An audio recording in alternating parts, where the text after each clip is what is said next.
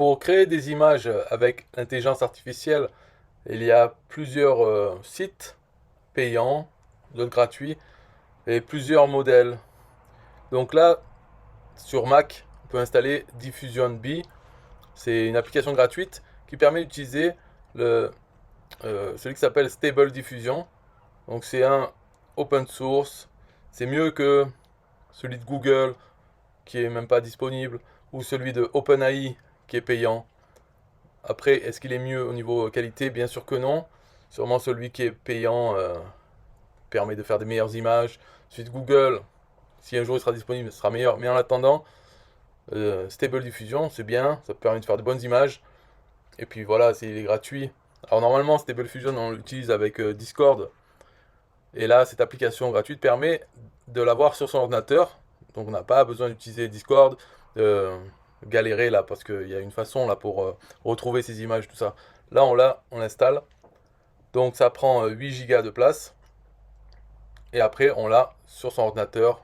On peut générer autant qu'on veut. Et tout est regroupé, quoi. C'est pas mélangé avec tous les autres. Donc les fonctionnalités, donc ça tourne sur son ordinateur avec une interface assez simple, hein, facile à installer. Et dans les fonctionnalités, il y a image à image, in painting, ça permet de rajouter des choses sur une image, et out painting, c'est le contraire, enlever des choses sur l'image. L'exemple typique, c'est enlever un personnage sur une photo en recréant ce qu'il y a derrière, ce qu'il y aurait derrière cette personne. Upscaling image, ça veut dire faire plus grande, en plus haute résolution, mais bien fait, quoi, pas juste grossir chaque pixel, quoi. Donc ça c'est bien parce que plus l'image est grande, plus ça prend de temps pour la générer sur l'ordinateur. Donc on peut générer une image assez petite et après la upscaler et ça sera bon. Et ça prendra beaucoup moins de temps, quoi. Et Negative Prompt et Advanced Prompt Options. Le prompt, c'est la phrase qu'il faut mettre pour générer l'image, pour décrire l'image qu'on veut. Donc les prompts, les négatifs, c'est-à-dire qu'est-ce qu'on ne veut pas dans cette image, et d'autres options avancées. Data privacy, donc la protection des données. Rien n'est envoyé dans le cloud. Voilà. Donc pour les prompts, c'est très important quand on veut générer des images. Déjà tout est en anglais, il vaut mieux décrire l'image en anglais. Mais il y a donc des phrases, des mots-clés à mettre pour obtenir ce qu'on veut. Par exemple, si on veut une image qui soit comme une peinture, eh bien on peut dire des noms de peintres ou des techniques de peinture et les mettre dans cette phrase, dans le prompt, pour que l'image ait ces choses-là. Et ça, on peut voir, donc comme c'est public, il y a, par exemple dans Stable Diffusion, tous les gens qui utilisent Discord, quand ils veulent créer des images, tout est public, ce qu'ils ont marqué, le prompt. Donc après, il y a des sites, comme par exemple celui-là, Public Prompt, qui permettent déjà d'avoir une idée des mots qu'il faut utiliser pour obtenir un type d'image. Donc là, par exemple, des petits personnages un peu comme des jouets en tissu, ou voilà, des silhouettes de paysages, des jouets en 3D, 3D caractères. Là, c'est style bande dessinée américaine, ou psychédélique, pop art, space hologramme, des autocollants. Et ça, donc des visages hyper réalistes, des, des images d'animés, anime, truc japonais là, ou des micro-worlds surréalistes. Ça, c'est des pendentifs en or, des logos d'équipes de sport, de foot, football américain. Les personnages funky pop. Là, c'est des modèles 3D en low polygone, donc peu de polygones. Et d'autres choses, voilà, ça par exemple, c'est des cute creatures. Alors, voilà, par exemple, le prompt pour faire celui-là, le lama, c'est 3D fluffy lama, close-up cute and adorable, cute big circular reflective eyes, long fuzzy fur, Pixar render, Unreal Engine, cinematic smooth, intricate detail and cinematic. Bon, tout ça, tous ces mots en fait, il faut prendre. Et si on veut pas faire un lama, on veut faire un chien, on marquera dog ici. Ou cat. Donc, pour l'exemple, je vais prendre celui-là. Et on va faire, je sais pas moi, fluffy, qu'est-ce qu'il y a de fluffy? Donc tous ces mots, bien sûr, fluffy, c'est doux, il y a plein de poils. Donc, hop, un petit essai ici. Voilà, donc ça c'est l'application Diffusion B. On a texte vers image. L'autre c'est image à image. In painting, out painting. Donc image à image. Ce que ça permet de faire, c'est on sélectionne une image, une photo qu'on a déjà, et là dans le prompt, on décrit l'image qu'on veut. Donc on peut, par exemple, redire tout ce qu'il y a dans l'image qu'on a mis, ou bien on met carrément autre chose, mais comme il y a cette source, l'image qu'on a choisie, ça fait que l'image, le résultat, va garder la même composition générale de l'image source. Par exemple, si on prend une photo de deux personnes au bord de la mer, donc il va y avoir deux silhouettes et la mer. Et dans le prompt, on met deux extraterrestres sur la planète Mars, eh bien l'image qui va, le résultat, ça sera deux extraterrestres avec sur la planète Mars, mais avec la même composition. Donc les deux silhouettes d'extraterrestres et la planète Mars, un peu comme la mer, quoi, plat, tout ça, quoi. Donc ça permet de faire ça. Ou bien, si on veut prendre, on met une photo d'un chien et on marque ici un chien fluffy, ça va nous faire un chien fluffy, mais à peu près dans la même position et tout ce qu'il y a autour de lui. Si par exemple il est dans un champ de fleurs, eh bien ça sera aussi un champ de fleurs, mais différent. Donc ça c'est pas mal, image. In painting, c'est on peut utiliser donc une image même qui a été générée déjà, euh, une image pas avec notre prompt, mais on peut la changer certaines parties. Donc là, quand on sélectionne l'image, après on a un outil pour dessiner des régions de l'écran. Donc mettre à cet endroit, qu'est-ce qu'on veut rajouter dans l'image ou modifier. Et outpainting, c'est pour retirer des choses. C'est pareil, quoi. Et history, c'est l'historique de tout ce qu'on a fait. Donc là, je vais faire avec text to image. Donc je copie le prompt que j'ai pris là sur le site. Donc 3D Fluffy Lama. On peut essayer autre chose. Donc par exemple, un quoi un, Les hamsters nains, là, ça s'appelle Russian Hamster. Voilà. Et après, donc là, on a prompt IDs, c'est justement ces quelques mots. Donc on peut regarder ce qu'il y a dedans. Donc là, il nous montre sur Art Hub AI. C'est pareil en fait, c'est comme l'autre que j'ai montré tout à l'heure, c'est-à-dire public prompt, arthub.ai.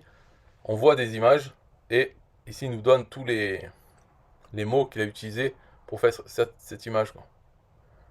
Donc c'est un autre exemple, quoi. Mais si on, normalement, quand on est là dans style, donc prompt ID, ça va juste vers un site, celui-là, là, arthub.ai. Et style, c'est pareil, ça nous permet d'ajouter des prompts. C'est un peu comme prompt ID, quoi. C'est le style de dessin, le style visuel, l'outil pour dessiner, le pen. Voilà, la caméra, comment on veut. Aerial view, c'est une vue aérienne, par exemple. Glamour shot, les couleurs, la façon dont l'éclairage, tout ça, les émotions, angry, en colère, tout ça, sad, triste, et les styles d'un artiste ou d'une communauté d'artistes. Donc il faut connaître bien sûr ces artistes. Par exemple, by Disney Animation Studio, donc qui va ressembler à Disney. C'est pour ça que dans ce prompt là, ici il y a Pixar Render. Pixar, c'est le studio d'animation. Bon, on va juste utiliser ça. Et dans les options, là c'est le nombre d'images qu'on veut faire. Donc disons que pour chacun, on va faire 5 images à partir de ce prompt. Et la taille des images, enfin la taille, hauteur, largeur, le nombre de steps. Donc plus on augmente tout ça, en fait, ça va nous faire ça va être plus long à générer. Plus grosse image, plus de steps, c'est les étapes. Voilà. Et là, seed, par contre, c'est la graine. C'est un numéro donc qui est pris au hasard à chaque fois, si on ne met rien dedans. Mais si on met quelque chose, par exemple, après dans les résultats des images, on va savoir exactement qu'est-ce qu'il y avait comme graine. Et si on réutilise la même, il y aura plus de chances que ce soit vraiment des images similaires. Parce que là, on va voir que dans les 5, Russian Hamster, ça va être un peu n'importe quoi, très différent. Mais s'il y en a un qui nous plaît, on regarde la graine qu'il a utilisée, et en changeant, modifiant un petit peu le prompt, ou même en laissant le même avec la même graine, on va pouvoir générer d'autres images vraiment très similaires à celle qui nous plaît. Et là, c'est Enable Negative Prompt, c'est pour permettre de faire un prompt négatif, de dire tout ce qu'on veut pas de sûr qui est dedans. Donc là, générer. Alors là, ça dépend de la vitesse de son ordinateur et des options qu'on a choisies. Mais en général, bon, c'est pas trop rapide. En tout cas, sur le mien, j'ai un MacBook Pro M1 de 2020. Voilà la vitesse qu'il prend pour ce prompt, pour une image.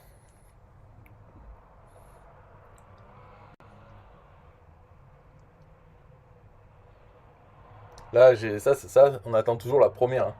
Ça va prendre. Là, j'ai pris 5 images, ça va prendre autant de temps pour les 5, quoi.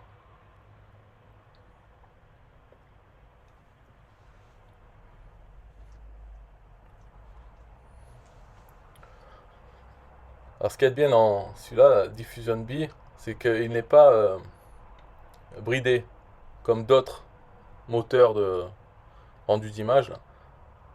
Donc, surtout OpenAI, les payants et Google, ils empêchent de faire pas mal de choses. Par exemple, tout ce qui est porno ou offensif. Et donc, offensif, ça veut dire beaucoup de choses, hein. Là, au moins, il est tel quel. Donc, première image. On peut aller dans historique. On va voir les images s'afficher au fur et à mesure qu'il est fait, quoi. Donc, celui-là, c'est pas mal. En tout cas, il est fluffy. Mais il y a d'autres choses. Par exemple, cute, big, circular, reflective eyes. Non, c'est pas des big. Ils sont pas gros, ceux-là. C'est ses yeux. Mais sinon, il est fluffy. C'est bien un hamster bien gros.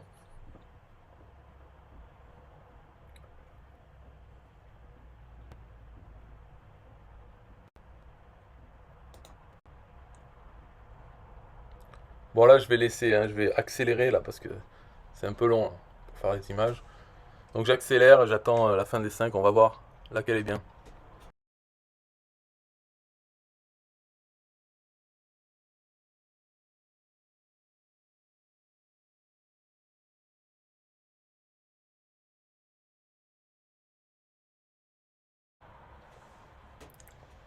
Alors, qu'est-ce qu'il y a? Donc, celui-là, il est pas centré. Le premier, finalement, ou peut-être celui-là. Ouais, celui-là, il est assez bien. Il a que 3 pattes. Et donc, bon, voilà, on a fait les 5. Après, on clique ici. On peut sauver l'image. Donc, ça, c'est en 512 par 512. Ou bien la faire plus grande. Donc, si on fait Upscale Image, voilà, là, elle a été mise en plus grand sans perte de qualité. Ok. Mais sinon, ce qu'on peut faire, c'est s'en servir pour l'envoyer. Donc, pour ajouter des choses. Par exemple, pour rajouter une patte. Ou l'envoyer à image to image. Donc, l'envoyer directement là. Et pour le texte, on peut dire exactement ce qu'on avait mis là. Donc dans image à image, on peut lui dire, voilà, fais-nous la même chose, mais avec cette image, en partant de celle-là. C'est celle-là qui nous plaît. Donc dans options, pareil, on peut ici mettre... donc ça, c'est la force de l'input. La force de cette image qu'il faut respecter. Là, c'est 1/3. Donc on lui laisse quand même de la liberté pour faire d'autres choses. Mais il y a 1/3, il faut quand même que ça ressemble à cette image. Et le nombre d'images qu'il va nous faire. Allez, soyons fous, allez, 3 encore. Sinon, pareil, les steps, tout ça. Là, c'est pareil que. Et on y va, on attend. Allez, encore 100 ans.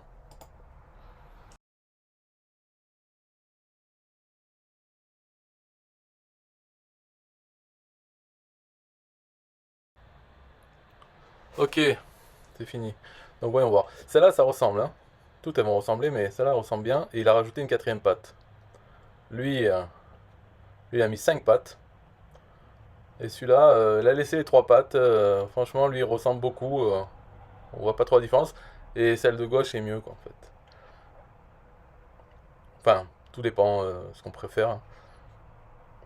Mais celui-là, bon, il est un peu différent, mais la 5 pattes, ça, on peut l'enlever après.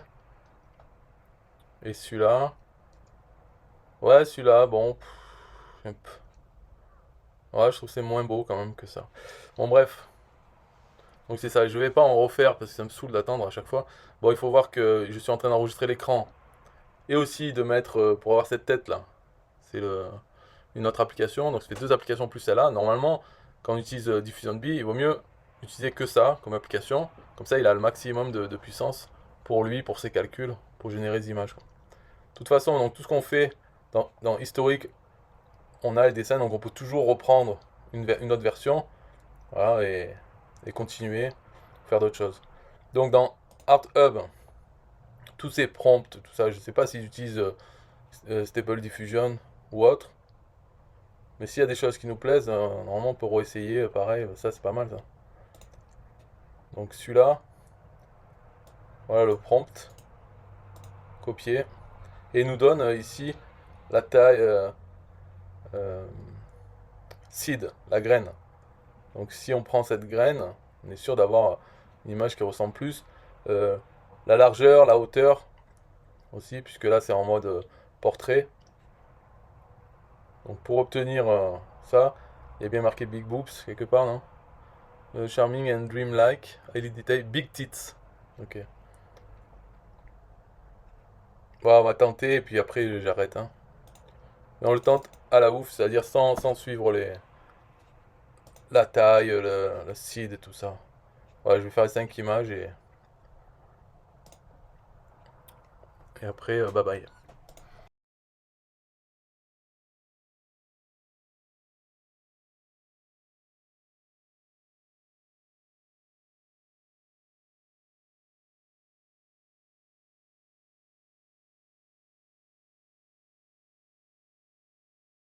Ok, en fait j'aurais dû suivre le format.